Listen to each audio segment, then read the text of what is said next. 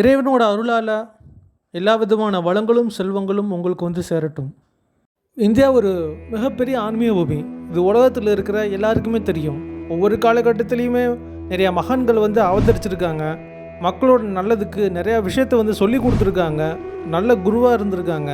ஆதி காலத்தில் வாழ்ந்த சித்தர்கள், பெரிய பெரிய ரிஷிகள், 12 ஆழ்வார்கள், 63 நாயன்மார்கள், ஆதிசங்கரர், ராமானுஜர், மத்வாச்சாரியார், காஞ்சி மகா பெரியவர், ராமகிருஷ்ண பரமஹம்சர், ரமண மகரிஷி, யோகிராம் சுரத்குமார் ஐயா, இந்த மாதிரி எக்கச்சக்கமான பேர். இப்படி ஒரு மகான் தான் ராம் போலா துபே. உத்தரப்பிரதேசத்தில் ராஜபூர் அப்படின்ற ஒரு ஏரியாவில் 16ஆம் நூற்றாண்டில் பிறந்த மகான் இவர் தான் துளசிதாஸ் கோஸ்வாமி அப்படின்னு சொல்லுவாங்க. இவர் தான் இந்தியாவில் ரொம்ப புகழ்பெற்ற ராமாயணத்தை எழுதினார். அதுக்கு பேர் ராமச்சரித் மானஸ் அப்படின்னு பேர் வச்சார். எதிர்மறையான சக்திகள், நிறையா தடங்கல்கள் வந்து நீங்கள் இருக்கிற இடத்துல இருந்தாலோ இல்லை உங்களை சூழ்ந்திருந்தாலோ அதெல்லாம் வந்து நீக்கிட்டு அதெல்லாம் அழிச்சிட்டு உங்களை நல்ல முன்னேற்ற பாதையில் கொண்டு போகிறதுக்கு ரொம்பவே உதவிகரமாக இருக்கிறது வந்து ஹனுமன் சாலிசா. இந்த ஹனுமன் சாலிசாவை எழுதினவரும் இவர் தான். இவருக்கு எப்படி ஆஞ்சநேயரோட நேரடியான அந்த அருள் வந்து கிடைச்சது, இவர் ஹனுமன் சாலிசா வந்து எழுதுறதுக்கு எந்த ஒரு சூழ்நிலை வந்து காரணமாக இருந்துச்சு, அது எங்கே உட்காந்து எழுதினார் அப்படின்றத இந்த வீடியோவில் பார்க்கலாம். துளசிதாசருக்கு ராமன் மேலே ஒரு அதீதமான அன்பு, ஒரு ஆழமான பக்தி.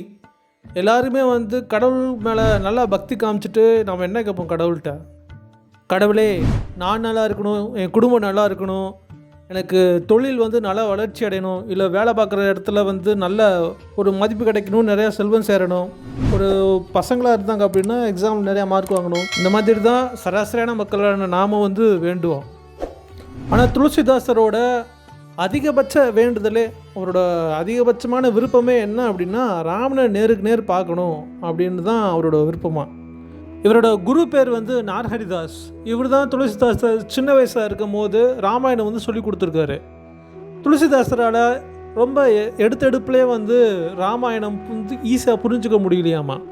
அவரோட குரு பொறுமையாக ஒரு தடவைக்கு வந்து 4-5 தடவை திரும்ப திரும்ப அந்த ஸ்லோகத்தை சொல்லி அதோட அர்த்தத்தை சொன்னதுக்கப்புறம் தான் துளசிதாசரால் இந்த ராமாயணத்தை வந்து புரிஞ்சுக்க முடிஞ்சான். இதனாலேயே இவர் சாதாரணமான எளிய மக்களுக்கும் இந்த ராமாயணம் போய் சேரணும், சமஸ்கிருதத்தில் படிக்கிறதுக்கான வாய்ப்பு வந்து முக்கியமாக பிராமணர்களுக்கு மட்டும்தான் அந்த காலத்தில் வந்து இருந்துச்சு, மற்ற சாதாரண மக்களுக்கு வந்து கிடையாது. அதனால் அவர் இருந்த காலத்தில் மக்கள் சரளமாக பேசுகிறதுக்கு பயன்படுத்துகிற மொழியில் ராமாயணத்தை எழுதணும்னு சொல்லி முடிவு பண்ணி எழுதியிருக்காரு. அவர் எந்த மொழியில் எழுதினார்னா அவதி அப்படின்ற மொழியில் தான் வந்து எழுதினார். வால்மீகி ராமாயணத்தில் சொல்லப்பட்டிருந்த விஷயங்கள் எல்லாமே அப்படியே எழுதினாரா அப்படின்னு கேட்டால் கிடையாது. சின்ன வயசில் தான் குருக்கிட்ட நல்லா கேட்டு அது நல்லா புரிஞ்சுக்கிட்டு தெளிவாக அந்த ராமாயண ஸ்லோகங்கள்லாம் வந்து உள்வாங்கிட்டு நல்லா மனசில் வச்சுருந்து அதுக்கப்புறம் தான் இவர் நூலாக வந்து எழுதுகிறாரு. அதனால தான் இவர் ராமச்சரித் மானஸ், அதாவது மனதில் இருந்த ராமச்சரித்திரம் அப்படின்னு பேர் வைக்கிறாரு. இதுவே 10,902 ஸ்லோகங்கள். டெய்லியும் ராமஜபம் பண்ணுறது, மக்களுக்கு வந்து ராமாயணம் சொல்கிறது, கீர்த்தியார்த்தம் போகிறது, நூல்கள் எழுதுறது, இதுவே தன்னோட பொழுதுபோக்காக வந்து துளசிதாசர் வச்சுருக்காரு. அதிகாலையில் சீக்கிரமாக எந்திரிச்சு பண்ண வேண்டிய கடமைகளில் செஞ்சு முடிச்சுட்டு சந்தியாவந்தனம் பண்ணுறது வழக்கமாக வச்சுருக்காரு. அப்படி ஒரு நாள் பண்ணிக்கிட்டு இருக்கும்போது பக்கத்தில் ஒரு மரம் பார்க்குறாரு. அந்த மரம் ரொம்ப காஞ்சு போயிருக்கு. இவர் சந்தியாவந்தனம் பண்ணி முடிச்சுட்டு அதுக்கு பயன்படுத்தின தண்ணி போக மீதம் இருந்த தண்ணியை அந்த மரத்துக்கு ஊற்றுறாரு. இப்படியே வந்து பண்ணிக்கிட்டு வராரு. ஒரு நாள் அந்த மரம் அப்படியே கொஞ்சம் கொஞ்சமாக துளிர் விட்டு செழிப்பாக வளர ஆரம்பிக்குது. ஒரு நாள் வந்து அப்படியே வழக்கம் போல் தண்ணி ஊற்றுறாரு. இப்போ திடீர்னு மரத்துலேருந்து ஒரு உருவம் அப்படியே கீழே இறங்கி வந்து நிற்கிது. துளசிதாசரை பார்த்து, எனக்கு இப்போது தாகம்லாம் தீர்ந்துருச்சு, நான் ரொம்ப சந்தோஷமாக இருக்கேன் அப்படின்னு அந்த உருவம் சொல்லுது. துளசிதாசர் வந்து யார் பண்ணி அப்படின்னு சொல்லி கேட்குறாரு. அதுக்கு அந்த உருவம் சொல்லுது, நான் பல வருஷமாக இதே மரத்தில் தொங்கிட்டு இருக்கிற ஒரு பிரேதாத்மா. நீங்கள் சந்தியாவந்தனம் பண்ணிவிட்டு அதுக்கப்புறம் அந்த தண்ணியை இந்த மரத்தில் ஊற்றுறதுனால அந்த நீரை பருகி என்னோடய தாகம் வந்து இப்போது தீர்ந்துருக்கு, நான் ரொம்ப சந்தோஷமாக இருக்கேன் அப்படின்னு அந்த பிரேதாத்மா சொல்லிவிட்டு, உனக்கு ஏதாவது வேணும்னா என்கிட்ட கேளு, நான் என்னால் முடிஞ்சதை கொடுக்குறேன் அப்படின்னு துளசிதாசர்கிட்ட அந்த ஆத்மா சொல்லியிருக்கு. உங்ககிட்ட இருந்து எனக்கு என்னப்பா வேணும், அதெல்லாம் எதுவும் வேணாம்னு சொல்லி துளசிதாசர் சொல்லியிருக்காரு. அதுக்கு அந்த பிரேதாத்மா, இல்லை பரவாயில்ல எதுவானாலும் கேளு, என்னால் முடிஞ்சது கொடுக்குறேன் அப்படின்னு அந்த ஆத்மா சொல்லியிருக்கு. அதுக்கு இவர், எனக்கு என்ன விருப்பம், நான் ராமனை தான் பார்க்க விரும்புகிறேன், வேணும்னா ராமனை காட்டு அப்படின்னு துளசிதாசர் கேட்டிருக்காரு. அதுக்கு அந்த பிரேதாத்மா வந்து என்னால் ராமனை காட்ட முடியாது, ஆனால் ஹனுமானால் காட்ட முடியும் அப்படின்னு அந்த ஆத்மா சொல்லியிருக்கு. ஹனுமானை நான் எங்கே போய் பார்க்குறதுன்னு இவர் கேட்டிருக்காரு. நீ எப்பவும் ஒரு கோயிலில் உட்காந்து மக்களுக்கு ராமாயணம் கதை சொல்வேல, அப்போ உன் கதையை கேட்குறதுக்கு ஆளாக வரவரும் அவர் தான், கடைசி ஆளாக கிளம்பி போகிறவரும் அவர் தான் அப்படின்னு இந்த ஆத்மா சொல்லியிருக்கு. நீ அவர் காலில் விழுந்து அப்படியே ஒரு இறுக்கமாக பிடிச்சிக்கோ, அது பிறகு விடாத, அவர்கிட்ட வந்து ராமனை பார்க்கணுன்னு சொல்லி கேளு அப்படின்னு சொல்லி அந்த ஆத்மா சொல்லியிருக்கு. இவ்வளோ நாளாக அவர் கதை சொல்லிகிட்டு இருக்காரு. எப்போவுமே யார் வரா யார் போகிறா அப்படின்றது அவர் கண்டுக்கல. இந்த ஆத்மா சொன்னதுக்கப்புறம் யார் வராங்க முதல்ல அப்படின்னு சொல்லி பார்க்கும்போது ஒரு ரொம்ப வயசான கிழவர் வந்து ஒருத்தர் வராரு. அவர் வந்து ஒரு மூலையில் ஒரு இடத்துல உட்கார்றாரு. மக்கள் எல்லாரும் அப்படி கொஞ்சம் கொஞ்சமாக வர ஆரம்பிக்கிறாங்க. அவர் எங்கே உட்காந்துருக்காருன்னா அந்த கூட்டத்தில் கடைசியில் உட்காந்துருக்காரு. இவரும் வழக்கம் போல் ராமர் கதையை நல்லா சிறப்பாக மக்கள்கிட்ட சொல்லி முடிச்சுட்டு அதுக்கடுத்து கூட்டம் எல்லாம் கிளம்பி போகுது. அவர் இந்த பெரியவர் மட்டும் இருக்கிறாரு. கூட்டம் எல்லாம் கிளம்பி போனதுக்கப்புறம் அப்படியே பொறுமையாக இந்த பெரியவர் எந்திரிச்சு போகிறாரு. துளசிதாசரும் அந்த பெரியவரை பின்தொடர்ந்து அப்படியே போய்கிட்டு இருக்காரு. அந்த பெரியவர் எங்கே போனார் அப்படின்னா சங்கத் மோச்சான் ஹனுமன் கோயில் இப்போவும் அங்கே இருக்குது. உத்தரப்பிரதேசத்தில் வாரணாசியில் வந்து இந்த கோவில் இருக்குது. அந்த கோயிலுக்குள்ளே அந்த பெரியவர் போகும்போது துளசிதாசர் ஓடி போய் அந்த பெரியவரோட காலில் விழுந்து இறுக்கமாக பிடிச்சிக்கிட்டாரு. எனக்கு தெரியும் நீங்கள் யாருன்னு எனக்கு தெரியும், நீங்கள் அது இப்போது வந்து தப்பிக்கவே முடியாது, எனக்கு தயவு செஞ்சு ராமரை காட்டுங்க அப்படின்னு சொல்லி துளசிதாசர் வந்து கேட்டிருக்காரு. அதுக்கப்புறம் தான் அனுமார் வந்து துளசிதாசருக்கு அருள் செஞ்சு நீ சித்திரக்கூடத்துக்கு போ, அங்கே போனால் நீ ராமனை நேருக்கு நேர் கண்ணு பார்க்கலாம் அப்படின்னு சொல்லியிருக்காரு. அப்புறம் ஒரு சித்திரக்கூடத்துக்கு போய் ராமரை பார்த்து தான் வந்து வரலாறு. இவர் ராமச்சரித்மானஸ் அந்த நூல் எழுதும் போது அந்த முதல் ஸ்லோகங்களில் எந்த ஆத்மா இவர் வந்து அனுமரை பார்க்க வழி அனுப்பி வச்சுச்சோ அந்த ஆத்மாவுக்கு மரியாதை நிமித்தமாக ஒரு நன்றி சொல்லி சில ஸ்லோகங்களில் வந்து எழுதியிருக்காரு. இவர் ராம்சரித்மானஸ் எழுதுனதுனால நிறைய பேர் வந்து இவரோட இந்த நூலை படிக்க ஆரம்பிக்கிறாங்க. இதில் இருக்கிற நல்ல விஷயங்களை வந்து பார்த்து போற்றி இவரோட புகழ் கொஞ்சம் கொஞ்சமாக வந்து பரவ ஆரம்பிக்குது. ஒரு நாள் இவர் நடந்து போயிட்டுருக்கும்போது எதிர்த்தாப்பில் ஒரு இறந்த சடலத்தை சில பேர் தூக்கிட்டு வராங்க அந்த சடங்கு பண்ணுறதுக்கு. அதுக்கு முன்னாடி ஒரு பெண் வந்து நடந்து வந்துட்டுருக்காங்க. இவர் பெரியவராக இருக்கிறதுனால அந்த பெண் இவங்களை பார்த்து வணக்கம் சொல்லி கும்பிட்றாங்க. உடனே இவர் வந்து அந்த பொண்ணை பார்த்து சுமங்கலியாக இருப்போமா அப்படின்னு ஆசீர்வாதம் பண்ணிட்டார். அந்த பொண்ணுக்கு ஒரே ஷாக்கு.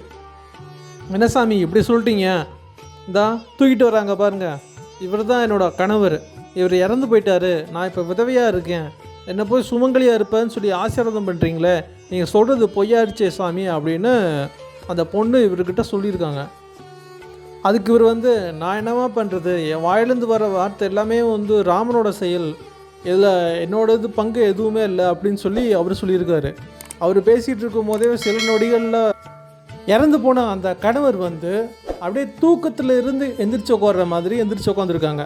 அதை பார்த்த எல்லாருக்குமே வந்து ரொம்ப ஆச்சரியப்பட்டு பயந்து போய் ஓடி இருக்காங்க. அப்படியே இந்த விஷயம் வந்து பயங்கரமாக பரவ ஆரம்பிக்குது. இவரோட புகழும் பரவுது. இதில் ஒரு விஷயம் வந்து கவனிக்கத்தக்கது என்ன அப்படின்னா, ஒரு பெண்ணை பார்த்தாலேயும் அவங்க வந்து விதவையாக இருக்காங்களா இல்லை வந்து சுமங்கலியாக இருக்காங்களான்னு சொல்லி நம்மளால் வந்து சொல்லிட முடியும். ஏன்னா நம்ம நாட்டோட கலாச்சாரம் அப்படி. அப்போது இறந்து போன கணவரோட சடலத்துக்கு முன்னாடி ஒரு பெண் வந்து நடந்து வராங்க. கண்டிப்பாக அவங்க பார்க்குறதுக்கு விதவை மாதிரி தான் இருப்பாங்க. அப்புறம் அவர் பார்த்தாலே தெரியும் தானே எதுக்கு இவர் வந்து சுமங்கலியாக இருப்ப அப்படின்னு சொல்லி ஆசீர்வாதம் பண்ணார் அப்படின்னா, இது வந்து ரொம்ப பழையங்காலம் தொட்டேவும் ஒரு வழக்கமாக இருந்திருக்கு. ஒரு பெண் பெரியவங்களை பார்த்து வணங்கினாங்க அப்படின்னா அந்த பெரியவங்க வந்து அந்த பெண்ணை பார்த்து நீ சுமங்கலியாக இருப்பமா அப்படின்னு சொல்கிறதே வந்து வழக்கமாக இருந்திருக்கு. இந்த விஷயம் வந்து எங்கே பார்க்கலான்னா மகாபாரதத்தில் பார்க்கலாம். மகாபாரத போர் வந்து ஆரம்பிச்சிருச்சு. பாண்டவர்களும் கௌரவர்களும் வந்து குருட்சேத்திரத்துக்கு வந்துட்டாங்க. 2 பேருமே தனித்தனியாக கூடாரம் அமைச்சு தங்கியிருக்காங்க. இதில் திரௌபதி வந்து கிருஷ்ணர்கிட்ட போய் கேட்குறாங்க, கிருஷ்ணா இங்கே பாரு, இந்த போரில் என்னோடய கணவர்கள் யாருமே வந்து இறக்கக்கூடாது, அதுக்கு நீ தான் ஏதாவது வழி பண்ணணும்னு சொல்லி திரௌபதி கிருஷ்ணர்கிட்ட போய் கேட்குறாங்க. கிருஷ்ணர் யோசிச்சுட்டு ஒரு வழி இருக்குதுன்னு சொல்லி சொல்கிறாரு. என்ன அப்படின்னா, எல்லோரும் தூங்குனதுக்கப்புறம் ரொம்ப சீக்கிரமாக யாரு கண்ணிலையுமே வந்து படாமல் பீஷ்மர் தங்கியிருக்கிற இடத்துக்கு போ, அவர் தூங்கிட்டு இருப்பார், முகத்தை காட்டாத, டக்குன்னு அவர் காலில் விழுந்துரு, அவர் காலை பிடிச்சிக்கோ அப்படின்னு சொல்லி சொன்னார். திரௌபதியும் கிருஷ்ணரும் பீஷ்மர் தங்கியிருக்கிற இடத்துக்கு வந்து யாருக்கும் தெரியாமல் வந்து போகிறாங்க. கிருஷ்ணர் வந்து கூடாரத்துக்கு வெளியே நிற்கிறாரு. திரௌபதி கூடாரத்துக்குள்ளே போய் ஆசீர்வாதம் வாங்குற மாதிரி டக்குன்னு பீஷ்மரோட காலை பிடிச்சிக்கிட்டாங்க. பீஷ்மர் முழிச்சு பார்த்து யார் இதுன்னு பார்க்குறாங்க. அது ஒரு பெண்ணுன்னு தெரிஞ்சு போச்சு. காலில் விழுந்திருக்காங்க. சுமங்கலியாக இருப்போமா அப்படின்னு ஆசீர்வாதம் பண்ணிட்டாரு. திரௌபதியோட முகத்தை பார்க்குறாங்க. பீஷ்மருக்கு செம்ம ஷாக்கு. என்னம்மா என்ன காரியம் பண்ணிட்டேன், வாயிலேருந்து இப்படி வார்த்தையை வாங்கிட்டே அப்படின்னு சொல்லி அவர் ரொம்ப கோவப்பட்டிருக்காரு. எதுக்கு இப்படி தந்திரமான வேலை பார்த்துருக்க அப்படின்னு சொல்லி கோவப்பட்டு திரௌபதியை திட்டிகிட்டு இருக்கும்போது கூடாரத்துக்கு வெளியே வந்து பார்க்குறாரு. அங்கே கிருஷ்ணன் நிற்கிறாரு. அடே கிருஷ்ணா, இங்கே நடந்ததுக்கெல்லாம் உன் கள்ளத்தனம் தான் காரணமா? இப்படி தந்திரமாக வேலை பார்த்துட்டேல, நீ வந்து ஆயுதம் எடுக்க மாட்டேன்னு சொல்லியிருந்தல, அந்த சத்தியத்தை நான் முறிக்க வைக்கிறேன் அப்படின்னு சொல்லி அதுக்கப்புறம் தான் பீஷ்மர் வந்து சபதம் போடுறாரு. சரி, நம்ம கதைக்கு வருவோம். பிணமாக இருந்த அந்த ஆணோட உடம்பு வந்து எந்திரிச்சு உக்காந்த உடனே அந்த செய்தி ஊர் ஃபுல்லாக பரவுது. இது அப்படியே கொஞ்சம் கொஞ்சமாக எங்கே போகுது அப்படின்னா அக்பர்கிட்ட போகுது. இந்த மாதிரி வாரணாசியில் ஒரு பயங்கரமான பிராமணர் வந்து ஒருத்தர் இருக்காராம். யாராவது இறந்து போனால் கூட அவர் அப்படியே வந்து உயிரோடு எழுந்திரிச்சு உட்கார வச்சுருவாராம் அப்படின்னு சொல்லிட்டு பேச்சு வந்து பயங்கரமாக போகுது. அக்பருக்கு இந்த விஷயம் தெரிஞ்சோடனேவும் ஆளை விட்டு தூக்கிட்டு வாடா அந்த பிராமணர் அப்படின்னு சொல்லிட்டு துளசிதாசரை அரசவைக்கு கொண்டு வராங்க. கொண்டு வந்தோடனேவும் அக்பர் முன்னாடி துளசிதாசர் நிற்கிறாரு. எங்கே மேஜிக் பண்ணு அப்படின்னு சொல்லி அக்பர் கேட்குறாரு. துளசிதாசர் வந்து பார்த்து, மேஜிக்கா ஏங்க, எனக்கு அதெல்லாம் எதுவுமே தெரியாது, எனக்கு தெரிஞ்சது எல்லாமே வந்து ராமன் மட்டும்தான் அப்படின்னு சொல்லி சொல்கிறாங்க. அக்பர் என்னென்னமோ கேட்டு பார்க்குறாரு. இவரும் இதே பதில் தான் திரும்பி திரும்பி சொல்கிறாரு. எனக்கு நீங்கள் சொல்கிற மாதிரி மாயாஜலம்னு எதுவும் தெரியாது அப்படின்னு சொல்லி சொல்கிறாரு. ஆனால் அக்பர் வந்து ஏற்றுக்கவே இல்லை. இந்த பிராமணர் வந்து ரொம்ப இலக்காரமாக நினச்சிட்டார் போல் என்ன அப்படின்னு சொல்லிட்டு துளசிதாசரை கைது பண்ணி சிறையில் அடைக்க உத்தரவிட்டார். துளசிதாசரும் சிறையில் அடைக்கப்பட்டார். அப்போ தான் சிறையில் ஹனுமன் சாலிசா துளசிதாசரால் எழுதப்படுது. ரொம்ப உயர்வான சக்தி வாய்ந்த ஹனுமன் சாலிசா வந்து ஜெயிலில் தான் வந்து எழுதப்பட்டது. இவர் ஹனுமன் சாலிசா எழுதி 40 நாட்கள் வந்து அந்த ஜெயிலில் இருந்தார். ஒரு நாளைக்கு 40 தடவை இந்த ஹனுமன் சாலிசா வந்து சொல்லுவாராம். அதே மாதிரி 40 நாள் சொல்லியிருக்காரு.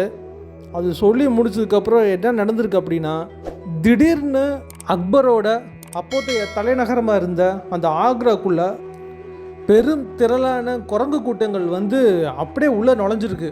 உள்ளே நுழைஞ்சு அங்கேருந்த எல்லார் வீட்டுக்குள்ளேயுமே வந்து நுழைஞ்சிருக்கு. எல்லாத்தையுமே வந்து அடிச்சிருக்கு.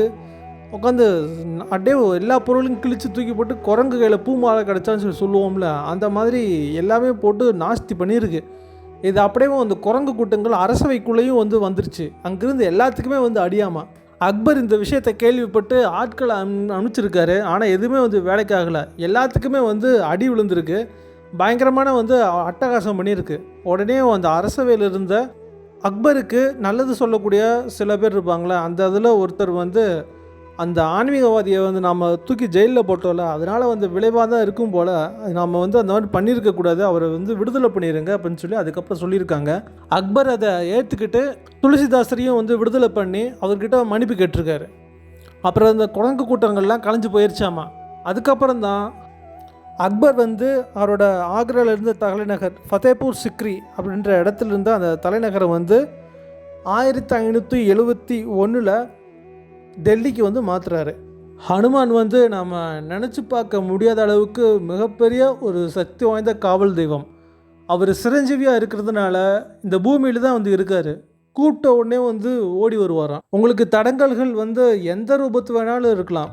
ஹனுமன் சாலிசா வந்து ஒரு நாளைக்கு அட்லீஸ்ட் ஒரு தடவையாவது வந்து படித்து பார்த்தீங்க அப்படின்னா கண்டிப்பாக உங்களுக்கு ஒரு நீங்கள் எது விரும்புகிற அந்த ஒரு மிகப்பெரிய மாற்றம் வந்து கண்டிப்பாக நிகழும். சனி தோஷம் இருக்கிறவங்க, இப்போது 7.5 சனி, அஷ்டம சனி, அர்த்தாஷ்டம சனி இந்த மாதிரிலாம் வந்து இருக்கே, அவங்களாம் வந்து ஹனுமனை வழங்கலாமா அப்படின்லாம் வந்து கேட்டோம் அப்படின்னா அதுக்கு கண்டிப்பாக வழங்கலாம்னு சொல்லி சொல்கிறாங்க. காரணம் என்னென்னா, ஹனுமனோட குணாதிசயம் வந்து வேகம், அதே மாதிரி சாமர்த்தியம், டக்கு டக்கு டக்கு டக்குன்னு சரியான முடிவுகள் எடுக்கிறது வந்து ஹனுமனோட இயல்பு. இதுக்கு அப்படியே எதிரான இயல்பு தான் வந்து சனி. மந்தப்படுத்தும். ஒரு விஷயத்தை எடுத்தீங்க அப்படின்னா அதுக்குள்ளேயே மூழ்கிடுவீங்க. இது பண்ணலாமா அது பண்ணலாமா அப்படின்னு சொல்லி யோசனை வரும். நீங்கள் வந்து ஒரு காரியம் பண்ணுறதுக்கு முன்னாடி அந்த யோசனை வந்திருக்காது. நீங்கள் அதை பண்ண ஆரம்பித்தோடனே வந்து அந்த காரியத்தை வந்து உங்களால் பண்ண முடியாது. இது பண்ணலாமா, சரி அது வேணாம் இது பண்ணுவோம் அப்படின்னு சொல்லி உங்களை வந்து அங்கேயும் இங்கேயும் வந்து அலக்கழிக்க வைக்கும். இந்த விஷயத்துக்கு அப்படியே ஆப்போசிட் வந்து ஹனுமனோட குணாதிசயம். ஒரு டார்கெட்டு வந்து ஃபிக்ஸ் பண்ணியாச்சு அப்படின்னா அந்த டார்கெட்டை சரியான வேகத்தில் சரியான நேரத்துக்குள்ளே சீக்கிரமாக செஞ்சு முடிக்கிறது வந்து ஹனுமனோட ஸ்பெஷல். இதனால தான் சனி பகவானால் ஹனுமனை வந்து பிடிக்க முடியல அப்படின்னு சொல்கிறாங்க. ஸோ இந்த விஷயம் உங்களுக்கு பயனுள்ளதாக இருக்குன்னு நம்புகிறேன்.